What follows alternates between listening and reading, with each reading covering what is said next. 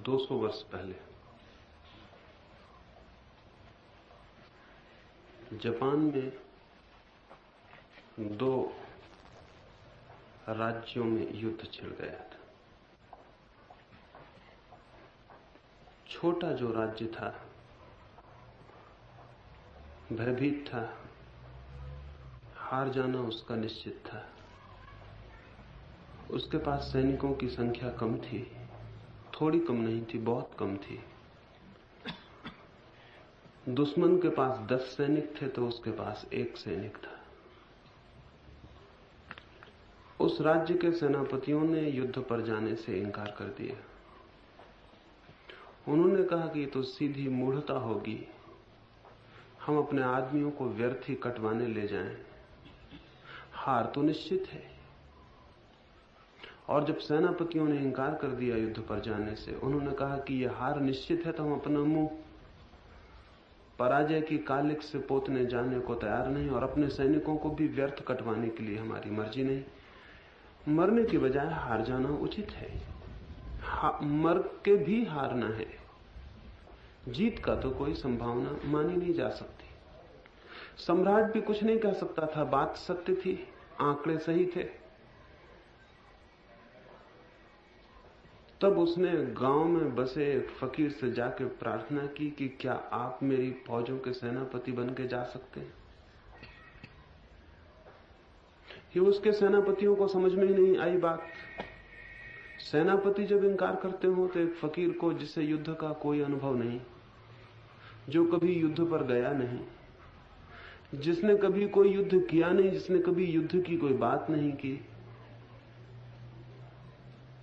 ये बिल्कुल अव्यावहारिक आदमी को आगे करके क्या प्रयोजन है। लेकिन वो फकीर राजी हो गया। जहां बहुत से व्यवहारिक लोग राजी नहीं होते, वहां अव्यावहारिक लोग राजी हो जाते। जहां समझदार पीछे हट जाते हैं, वहां जिन्हें कोई अनुभव नहीं वो आगे खड़े हो जाते। वो फकीर राजी हो गया। सम्राट भी डरा मन में, लेकिन फिर भी ठीक था। हारना भी था तो मर के हारना ही ठीक था। फकीर के साथ सैनिकों को जाने में बड़ी घबराहट हुई। ये आदमी कुछ जानता नहीं, लेकिन फकीर इतने जोश से भरा था, सैनिकों को जाना पड़ा। सेनापति भी सैनिकों के पीछे हो लिए कि देखें होता क्या है। जहां दुश्मन के पड़ाव पड़े थे, उससे थोड़े ही दूर उस फकीर ने एक छोटे से मंदिर में सारे सैनिकों को रोका और उसने कहा कि इसके पहले कि हम चलें, कम से कम भगवान को कह दें कि हम लड़ने जाते हैं, और उनसे पूछ भी लें कि तुम्हारी मर्जी क्या है। अगर हराना ही हो तो हम वापस लौट जाएं, और अगर जिताना हो तो ठीक। सैनिक बड़ी आशा से मंदिर के बाहर खड़े हो गए। उस आदमी ने हाथ जोड़ के, आंख बंद करके भगवान से प्रार्थना की, फिर खीसे से 1 रुपया निकाला और भगवान से कहा कि मैं इस रुपये को फेंकता हूं, अगर ये सीधा गिरा तो हम समझ लेंगे कि जीत हमारी होनी है, हम बढ़ जाएंगे आगे, और अगर ये उल्टा गिरा तो हम मान लेंगे कि हम हार गए, हम वापस लौट जाएंगे। राजा से कह देंगे व्यर्थ मरने की व्यवस्था मत करो, हमारी हार निश्चित है, भगवान की भी मर्जी यही है। सैनिकों ने गौर से देखा, उसने रुपया फेंका, चमकती धूप में रुपया चमका और नीचे गिरा। वो सिर के बल गिरा था, वो सीधा गिरा था। उसने सैनिकों से कहा फिक्र छोड़ दो, अब ख्याल ही छोड़ दो कि तुम हार सकते हो, अब इस जमीन पर कोई तुम्हें हरा नहीं सकता। रुपया सीधा गिरा था, भगवान साथ थे। वो सैनिक जाके जूझ गए। 7 दिन में उन्होंने दुश्मन को परास्त कर दिया। वे जीते हुए वापस लौटे। उस मंदिर के पास उस फकीर ने कहा अब लौट के हम धन्यवाद तो दे दें। वे सारे सैनिक रुके, उन सब ने हाथ जोड़ के भगवान से प्रार्थना की। वो कहा तेरा बहुत धन्यवाद कि तू अगर हमें इशारा न करता जीतने का तो हम तो हार ही चुके थे। तेरी कृपा और तेरे इशारे से हम जीते हैं। उस सेनापति ने कहा इसके पहले कि भगवान को धन्यवाद दो, मेरे खीसे में जो सिक्का पड़ा है उसे गौर से देख लो। उसने सिक्का निकाल के बताया, वो सिक्का दोनों तरफ सीधा था, उसमें कोई उल्टा हिस्सा था ही। वो सिक्का बनावटी था, वो दोनों तरफ सीधा था, वो उल्टा गिर ही नहीं सकता था। उसने कहा भगवान को धन्यवाद मत दो, तुम आशा से भर गए जीत के, इसलिए जीत गए। तुम हार भी सकते थे क्योंकि तुम निराश थे और हारने की कामना से भरे थे। तुम जानते थे कि हारना ही है। जीवन में सारे कामों की सफलताएं इस बात पर निर्भर करती हैं कि हम उनकी जीत की आशा से भरे हुए हैं या हार के ख्याल से डरे हुए हैं। और बहुत आशा से भरे हुए लोग थोड़ी सी सामर्थ्य से इतना कर पाते हैं जितना कि बहुत सामर्थ्य के रहते हुए भी निराशा से भरे हुए लोग नहीं कर पाते। सामर्थ्य मूल्यवान नहीं है, सामर्थ्य असली संपत्ति नहीं है। असली संपत्ति तो आशा है और ये ख्याल है कि कोई काम है जो होना चाहिए, जो होगा और जिसे करने में हम कुछ भी नहीं छोड़ रखेंगे। 1 करोड़ की बात बड़ी मालूम पड़ सकती है इतने थोड़े से लोगों को, सीमित साधनों के मित्रों को बहुत बड़ी बात मालूम पड़ सकती है। वो बहुत बड़ी बात इसलिए मालूम पड़ती है कि 1 करोड़ की संख्या को हम एकदम से गिनते हैं। 1 करोड़ संख्या बहुत बड़ी।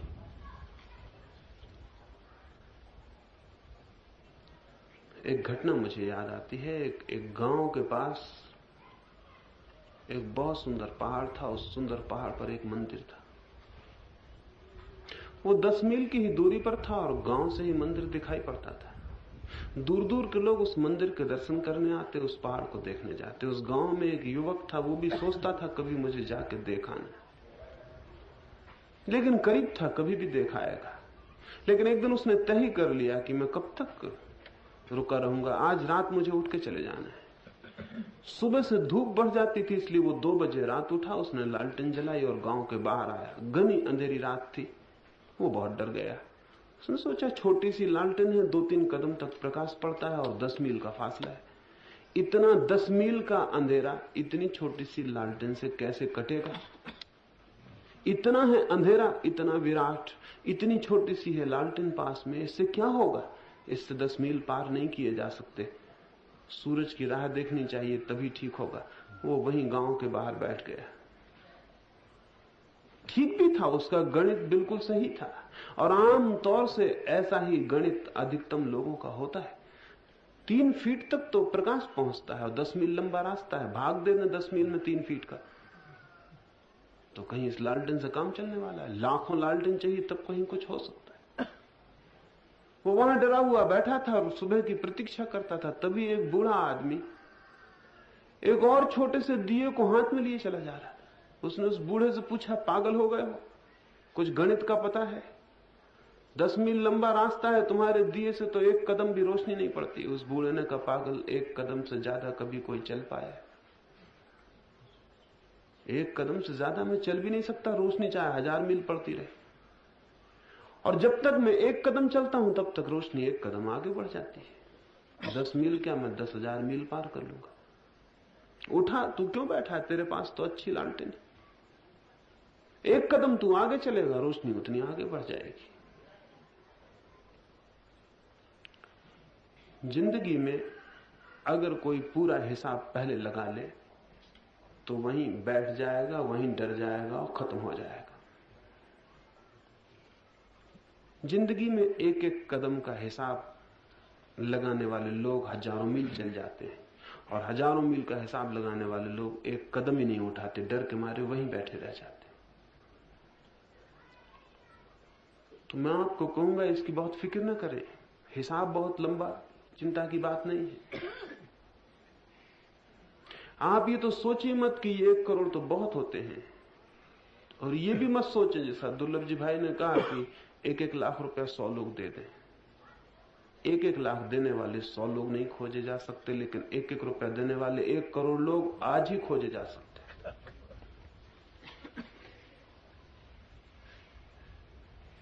1-1 लाख की बात ही मत सोचे, 1-1 रुपए की बात सोचें, 1-1 कदम की बात सोचें। 10 मील की क्यों बात सोचें? तो इसमें तो चिंता की कोई बहुत बड़ी बात नहीं है। 1-1 रुपया देने वाले 1 करोड़ लोग खोज लेना इतना आसान है, इतना आसान कि आपसे न हो सके तो मुझसे कह देना। आपसे हो सके रुपए का तो आप कर लेना, नहीं तो मुझसे कह देना, वो भी मैं कर दूंगा। उसकी कोई बहुत चिंता की बात नहीं, उसमें बहुत घबराने की बात नहीं। 1-1 लाख रुपए का तो मैं कोई वायदा नहीं दे सकता, लेकिन 1-1 रुपए वालों का वायदा दे सकता हूं। उसमें क्या कठिनाई है? इसलिए बहुत इस विचार में ना पड़े कि इतना कैसे होगा। इतना तो कोई कठिन नहीं है, इतना तो कोई कठिन नहीं। और इस मुल्क में जहां की भिखारियों की बड़ी परंपरा है, अगर आप नहीं कर सके तो मैं भिखारी बन सकता हूं, उसमें कोई कठिनाई नहीं। यहां महावीर भिखारी हैं, या बुद्ध भिखारी हैं, या गांधी भिखारी, यहां कोई तकलीफ नहीं भिखारी होने में। यहां तो राजा होने में बड़ी तकलीफ है। यहां राजा होना बहुत निंदित है, बहुत दुष्कर्म है। यहां भिखारी होना तो इतने बड़े आदर की बात जिसका कोई हिसाब नहीं। गांधी देहरादून में थे एक बार, और रात जब सभा पूरी हुई तो उन्होंने कहा कि कोई भी आदमी बिना दिए नहीं जाएगा, कुछ ना कुछ दे जाएगा। और वो दोनों हाथ लेके भीड़ में उतर गए और कहा कि कोई भी जिसके हाथ में सामने मेरा हाथ जाता है वो कुछ ना कुछ दे। तो जिसको जो बन सका, जिसके पास जो था वो दे दिया। हाथ भर गया तो गांधी उसको वहीं गिरा देते जमीन पर, और फिर हाथ खाली कर लेते। वो कह देते कि मेरी संपत्ति जो पड़ी है, लोग ख्याल से कहीं वहां गड़बड़ ना हो जाए।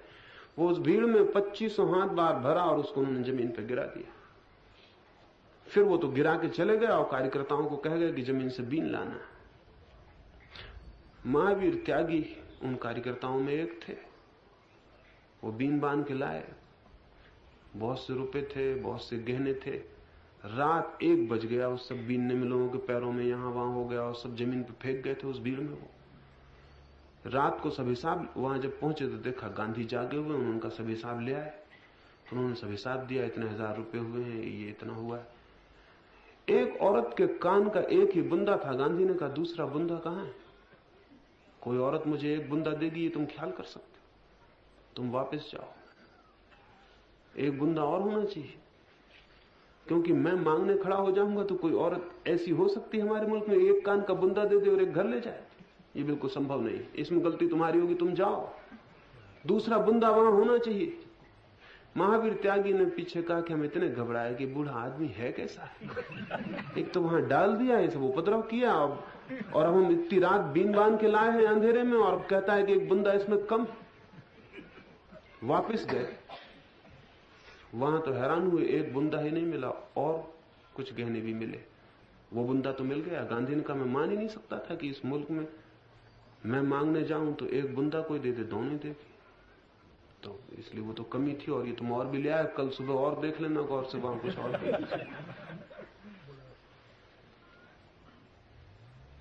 तो जिस मुल्क में मांगने वालों की बहुत बड़ी परंपरा हो, और इस मुल्क का बड़ा मजा है, और वो मजा ये है कि यहां मांगने वाला देने वाले से छोटा नहीं होता। यहां मांगने वाला देने वाले से छोटा नहीं होता, यहां मांगने वाला देने वाले से बड़ा ही रहता है। और धन्यवाद मांगने वाला नहीं देता कि धन्यवाद दे कि आपने मुझे इतना दिया मैं धन्यवाद दूं। धन्यवाद देने वाला ही देता है कि मैं धन्यवाद करता हूं कि आपने ले लिया, नहीं लेते तो मैं क्या करता। मैं जयपुर में था, कल रात ही बात कर रहा था। एक बूढ़े आदमी ने आके बहुत से बिंडल रखे नोटों के, मुझे नमस्कार किया। मैंने कहा नमस्कार मैं ले लेता हूं, और रुपए की अभी जरूरत नहीं है, कभी जरूरत होगी तो मैं मांगने निकलूंगा तो आपसे मांग लूंगा। रुपए आप रख लें, अभी तो मुझे कोई जरूरत है नहीं। मैंने तो ऐसे ही कह दिया, लेकिन देखा तो उनकी आंखों में आंसू आ गए हैं। वो 70 साल के बूढ़े आदमी। उन्होंने कहा कि आप कहते क्या, आपको जरूरत है इसलिए मैंने दिया कब, मेरे पास है, अब मैं इसका क्या करूं। अच्छे आदमियों को दे देता हूं कि इसका कुछ हो जाएगा, मैं तो इसका कुछ कर नहीं। आपको जरूरत है इसलिए मैंने दिया ही नहीं, इसलिए आपकी जरूरत का सवाल नहीं। मेरे पास है, मैं क्या करूं, मुझे देना जरूरी है, और मैं अच्छे आदमियों को दे देता हूं कि इसका कुछ अच्छा हो जाएगा। और फिर उस बूढ़े आदमी ने कहा कि आपको पता नहीं आप इंकार करके मुझे कितना सदमा पहुंचा रहे हैं। मैं इतना गरीब आदमी हूं कि मेरे पास सिवाय रुपए के और कुछ है ही नहीं। मैं इतना गरीब आदमी हूं कि मेरे पास सिवाय रुपए के और कुछ है ही नहीं। तो जब कोई रुपया लेने से इंकार कर देता है तो फिर मेरी मुश्किल हो जाती, फिर अब मैं क्या करूं? मेरे मन में कुछ करने का ख्याल आता तो सिवाय रुपए के मेरे पास कुछ भी नहीं। तो आप इसको इंकार न करें, आप इसको फेंक दें, आग लगा दें, बाकी इंकार आपको नहीं करने दूंगा, क्योंकि फिर मेरे पास देने को कुछ और है ही नहीं, और देने का मेरे मन में ख्याल आ गया है। आप कृपा करें और इसको ले लें। तो इसलिए पैसे के लिए तो चिंता आप नहीं करें बहुत। और जिस दिन भी आपको लगे कि आपको पैसे की जरूरत है, वो आपसे नहीं होता, आप सिर्फ मुझे कह देंगे, पैसा हो जाएगा। पैसे की बहुत चिंता नहीं। वो मैं नहीं मांगता हूं, ये बात दूसरी है, लेकिन जिस दिन मांगू तो पैसा, तो पैसे जैसी सस्ती चीज और दुनिया में कुछ भी नहीं जो कोई भी दे दे। पैसा देने में कोई भी आदमी इतना कमजोर नहीं कि पैसा ना दे दे। आदमी तो दिल दे देता है, प्राण दे देता है, पैसे में तो कुछ भी नहीं। तो इसलिए उसकी बहुत चिंता की बात नहीं है। और हिम्मत से काम में लग जाएं तो आप पाएंगे कि वो काम अपने आप लेते चला आता है, वो अपने आप लेता चला आता है। अब मुझे जगह जगह लोग, न मालूम कितने लोग आके कहते हैं कि हमें 10,000 रुपये लगा देने में। उनको क्या कहूं कि कहां लगा दें, तो मेरे पास तो कोई जरूरत है नहीं, मैं कहां ले जाऊंगा इन रुपयों का, मैं क्या करूंगा? तो वो कहते हैं कभी जरूरत हो, कोई काम हो तो। लोग, आप सोचते होंगे कि इसलिए नहीं देते कि नहीं देना चाहते, आप हैरान होंगे। मेरा अपना अनुभव यह है कि लोग संकोच में रहते हैं कि हम कैसे कहें कि पैसा दें। मेरा अपना अनुभव यही है कि लोग संकोच में होते हैं कि हम कैसे कहें, किस मुंह से कहें, पैसे जैसी सड़ी चीज को देने के लिए किस मुंह से कहें कि हम पैसा देना चाहते हैं। जिस दिन उनको पता चल जाए कि जरूरत है, वो पैसा बाहर चला आता है, उसकी कोई कठिनाई नहीं है, उसकी जरा भी चिंता की बात नहीं। उससे ज्यादा व्यर्थ तो कोई चिंता नहीं अगर उसके लिए बहुत चिंता करते। लेकिन चिंता इसलिए पैदा होती है कि आप लाख लाख का हिसाब लगाते हैं। जिस आदमी के पास लाख रुपया होता है, उस आदमी की उतनी ही ताकत पैसा छोड़ने की कम हो जाती है। जिसके पास 1 रुपया होता है, उसकी ताकत छोड़ने की बहुत होती है।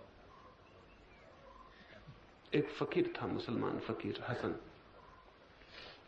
वो एक छोटे से झोपड़े में रहता था। उस झोपड़े में इतनी थोड़ी जगह थी कि हसन और उसकी पत्नी बस 2 ही सो पाते थे। रात सोए थे, वर्षा की रात थी, अंधेरी रात थी। कोई आधी रात वो किसी आदमी ने आकर दरवाजा खटखटाया। तो हसन ने अपनी पत्नी से कहा, दरवाजा खोल, मालूम होता है कोई भटक गया, राहगीर है। उसकी पत्नी ने कहा, देखते नहीं यहां जगह कहां है 2 से ज्यादा के लिए। उस फकीर ने कहा, पागल, ये कोई अमीर का महल नहीं कि जगह कम पड़ जाए, ये गरीब की झोपड़ी है। अमीर के महल छोटे होते हैं, गरीब की झोपड़ी तो बड़ी होती है। अमीर का महल नहीं है ये कोई कि जगह कम पड़ जाए, ये गरीब की झोपड़ी है। अभी हम 2 लेटे थे, हम 3 बैठेंगे, जगह काफी हो जाएगी। दरवाजा खोल। द्वार आया हुआ आदमी वापस लौट जाए। वो दरवाजा खोल दिया, वो आदमी आके बैठ गया। वो दोनों उठ के बैठ गए, तीनों बैठ के गपशप करने लगे। दरवाजा अटका है, फिर 2 आदमी आया, दरवाजा खटखटाया। तो वो जो मेहमान आके बाहर बैठा था किनारे पर, उस हसन ने कहा, दरवाजा खोल मित्र जल्दी। उस आदमी ने कहा, आप कहते क्या है, यहाँ जगह बहुत कम। उसने कहा कि जगह कम है, अगर जगह कम होती तो तू अंदर कैसे आ पाता, जगह यहाँ बहुत ज्यादा है। देखते नहीं, मुश्किल से हम 3 बैठे हुए। उसने कभी हम बैठे हैं, फिर हम खड़े हो जाएंगे, लेकिन ये गरीब की झोपड़ी है, इसमें जगह कभी कम होती नहीं। दरवाजा खोल देना पड़ा। वो 2 आदमी भीतर आ गया, वो 5 खड़े होकर बातचीत करने लगे। और तभी एक गधे ने आके, बरसा में भीगे हुए गधे ने आके द्वार खटखटाया, सुर मारा। उसने सामने खड़े आदमी से कहा, मैं दरवाजा खोल, कोई अतिथि आया। उसने कहा, कोई अतिथि नहीं, ये गधा है। उसने कहा, तुझे पता नहीं, ये गरीब आदमी का झोपड़ा है, यहाँ गधे के साथ भी आदमी जैसा व्यवहार होता। अमीर के झोपड़े पर, अमीर के महल पर आदमी से भी गधे जैसा व्यवहार होता। ये तो गरीब का झोपड़ा है, यहाँ तो हम गधे से भी आदमी जैसा व्यवहार करते हैं। अमीर के मकान की बात अलग है, वहां तो आदमी से भी गधे जैसा व्यवहार होता। दरवाजा खोल। अभी हम दूर दूर खड़े, अब हम पास पास खड़े हो जाएंगे। लेकिन ये गरीब की झोपड़ी छोटी नहीं पड़ सकती। अगर बहुत जरूरत पड़ी तो मैं अलग हो जाऊंगा, पत्नी मेरी बाहर हो जाएगी, लेकिन जब तक हमसे बस होगा हम इसको बड़ा करते रहेंगे। आप लाख पर विचार करते हैं तो परेशानी हो जाती। लाख वाले के आदमी के पास दिल होता ही नहीं, उसके पास दिल बड़ा छोटा हो जाता है। इसलिए उसकी बहुत चिंता ना करें। उसकी बहुत चिंता ना करें। लाख वाले के पास बड़ा दिल होगा तो वहां से लाख आ जाएंगे, नहीं तो रुपए वाले के पास का दिल अब भी बड़ा है, उसमें कोई बहुत कठिनाई नहीं, वो हो सकेगा। हिम्मत से उस काम में आप लगते हैं तो उसके हो जाने में कोई कठिनाई नहीं। और तो मुझे अभी कुछ कहना नहीं, रात आपकी बात सुनूंगा, फिर कुछ और कहना होगा तो आपसे कहूंगा।